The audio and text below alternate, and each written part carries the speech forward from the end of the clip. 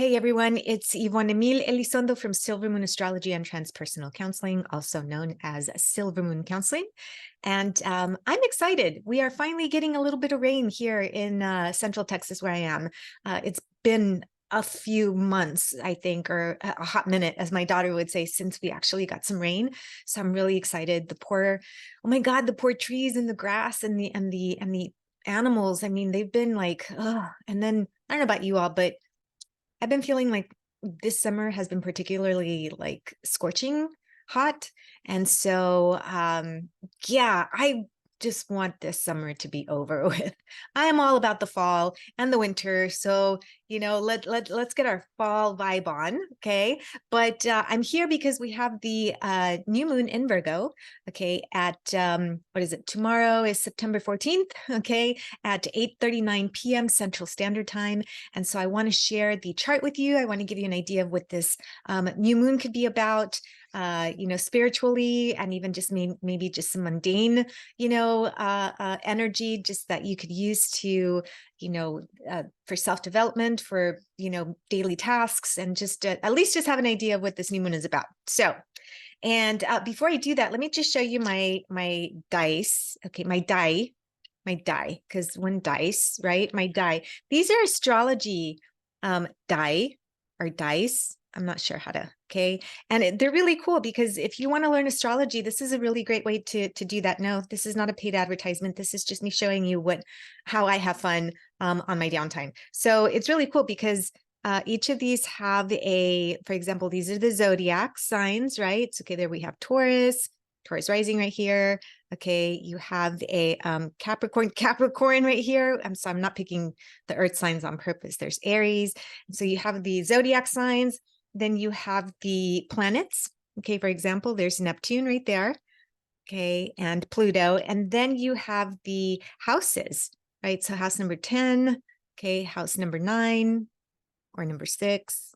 I can't remember how that goes. But anyhow, all right. So these are really cool because if you want to just get an idea of how to practice this, you just roll the dice or even just use them for a horoscope for the day or for the week. You could just roll them and see what comes up and then just intuitively, tap into the qualities of the planets, the houses, and the zodiac signs. So I thought I would share that with you because it's actually pretty cool. And it would definitely be something that Virgo energy would probably tap into because Virgo energy is very much about the details. And that is what this new moon is about. So I'm going to show you the chart like I always do. And this new moon, I think, is going to be particularly great for setting those intentions for all of the details that we want to focus on, right? So here we go. Here's the new moon. Okay, it is in that energy of Virgo. Virgo is, oopsie, mutable earth. Okay, it is ruled by Mercury. And so Mercury at this time is stationing to turn direct. Oh my gosh, I have to say, I have technology trauma from Virgo Mercury retrograde. So, but I'll talk about that later. But here we go. So here we have the moon. It is in a beautiful trine to Pluto retrograde in Capricorn, right? Another earth sign. And it's in a beautiful trine to Uranus retrograde, all right, in the sign of Taurus, another earth sign. And then it's a separating trine to Jupiter retrograde. So I really, really like this energy that we're working with here. The only little bit of an issue will be this opposing Neptune retrograde in Pisces to this new moon. And so that's really what I want to focus on because that could really go either way. So let's talk about it. Okay, let's talk about it. So let's start off with what the new moon is, right? Again, just a reminder: the new moon is the new beginning of the lunar cycle, right? And for the monthly cycle, right? And so what we have is the new moon is about intentions. It's about newness. It's the Fool in the tarot. It's like we're taking a new adventure. It's the very beginning of a phase, and so the new moon is always a great time to set your intentions for this this next lunar month to see what you want to accomplish, see what you want to bring into your life, see what you want to manifest. And so I don't do any particular witchy woo-woo work during this time. And what I mean by that is energy work, spell work, anything of that nature, only because the moon is dark, right? And so we don't have a lot of light, but I do spend a significant amount of time setting my intentions for this lunar month. And so for me, that's my own sense of working with the moon, even though I may not be, focusing a lot of external energy on it. It is a lot of internalized energy. So I'm setting the intentions for the universe, for myself, during the new moon. Now, let's focus on Virgo energy, because I love Virgo energy. Excuse me. I don't know where that came from. I love Virgo energy. I feel Virgo energy is really focused on healing. Okay. It is the natural healer in the zodiac. It's caregiving, a service to others. It's really about being considerate and focusing on the details.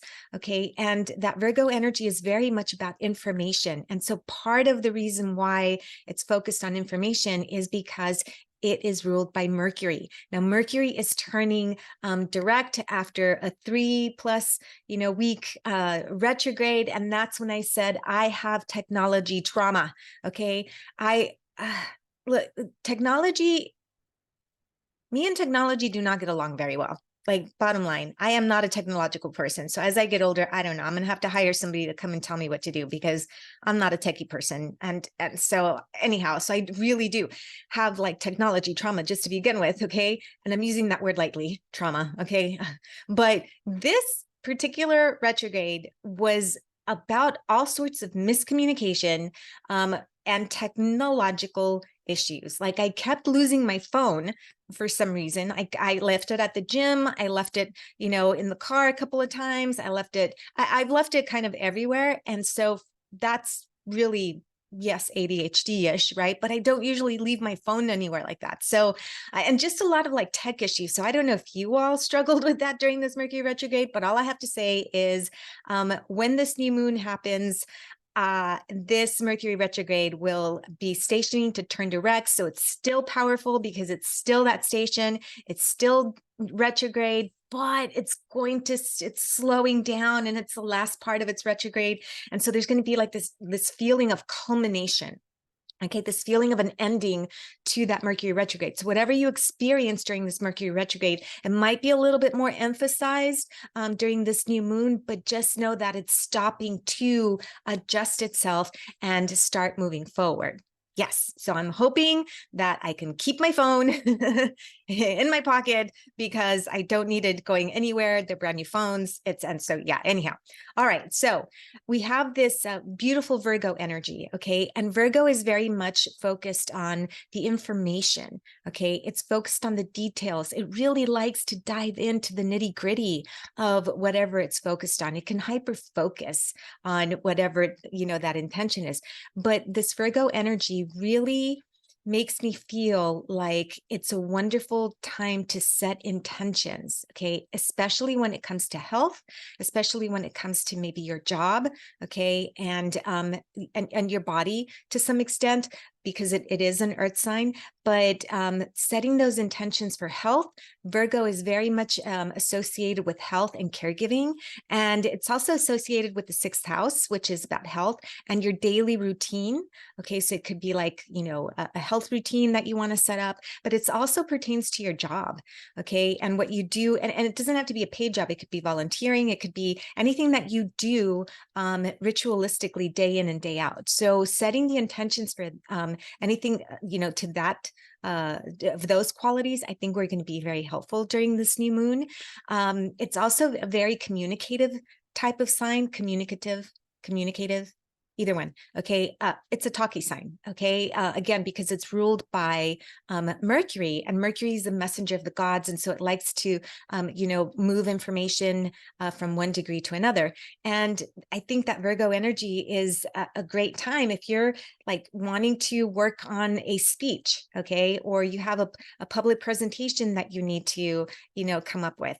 Anything of that nature, right? You're connecting with your friends, or connecting with, someone that you have haven't, tapped into in a while. It's a very, I said, considerate sign. So it is very much about healing. So anything that is about healing, if you want to heal a relationship, if you want to heal a friendship, okay, this would be a really great time to set those intentions to do so. On a spiritual level, it is very much about spiritual healing as well. Okay. Virgo energy is very much associated to that inner sense. Okay. If you know Virgo energy, there's that sense of looking at all of the details, but then a lot of times that Virgo energy can internalize all of that, depth perception. And so sometimes we struggle with that Virgo energy, wherever it's placed in your chart. Sometimes we can struggle being overly critical of ourselves. And so maybe this is a great opportunity to set those intentions to start working, okay, and doing the work to heal maybe those more pessimistic qualities of ourselves, or maybe being too self-critical, maybe being self-critical of others. Okay, so that would also be a wonderful time to set those intentions. Now, I did mention that this new moon is very much opposing a Neptune retrograde. Now, Neptune in Pisces, and it's retrograde, Neptune can go either way here, right? Because Pisces is more of a, creative, it's more of a spiritually oriented, energy, but it's also a dreamy energy and sometimes a very highly idealistic energy. And so, it's the quality of Neptune is either I can make things very foggy for you, I can, be more elusive and make you feel like you can't see where you're going. And so the sun and the moon, when they're together, the sun is the energy, the expression of our energy, right? Even our collective energy. And the moon is the expression of our body and our emotional state. And so sometimes opposing Neptune, it can make things seem elusive, like we don't have clarity, right? Like our energy doesn't know how to flow correctly. But at the same time, this Neptune can also be highly spiritual and highly creative and artistic in nature. And so sometimes our energy feels like it needs to move beyond the trappings of, our social, mundane, physical 3D experience and tap into that more highly elevated, spiritual, artistic, creative side. Now, this is where I want to just remind you that it's your choice. Okay, everybody has a choice regarding how this energy plays out in your chart. And what I mean by that is that the astrology shows the potentiality, okay, of how this energy can show up. Sometimes these events show up. Like I just had a client who's having, she's a beautiful, beautiful lady. Okay, she's having her Mars return, and there's a lot of inflammation going on in her body, right? And so with this Mars return, what do? It's Mars is about inflammation and agitation. And so she can either choose to dive into it and become more inflamed and more upset and more, sad, or she can choose to heal and to address, what's coming up with her body. And I'm not going to say any details, okay, but she's choosing to heal. Okay. So we always have the opportunity to determine how we are going to work through any particular astrological energy. And so with this Neptune, if things seem foggy for you, okay, during this new moon or this next lunar cycle, just keep in mind that if things are foggy, if you don't feel like you have insight and you don't have clarity, maybe it's a time to pause and go within and tap into that spiritual creative essence so that you can start to get some direction, okay, and some idea of how you want to express yourself, even if you don't necessarily have a clear physical path. So that's the big one for this new moon. Okay, a wonderful time to set the intentions for spiritual growth.